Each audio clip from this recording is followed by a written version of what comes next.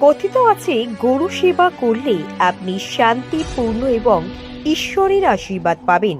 তাই আজ সোদপুরের পিঞ্জারাপন সোসাইটির সামাজিক সংগঠন আবির্ভাব সংকল্পের পক্ষ থেকে গরু সেবার একটি অনুষ্ঠানের আয়োজন করা হয়। এই অনুষ্ঠানের উদ্দেশ্য হল গরুর যত্ন নেওয়া, তাদের খাদ্য ও স্বাস্থ্যের ব্যবস্থা করা এবং গোয়ালের সাহায্য করা। আজকে তারা গরুর জন্য খাবারের ব্যবস্থা করেন। পাশাপাশি গরু যে আমাদের মা, সেই মাকে আবির্ভাব সংকল্পের পক্ষ থেকে ফুলমালা পরিয়ে আরতি করে পুজো করা হয়। দেখুন সেই ছবি।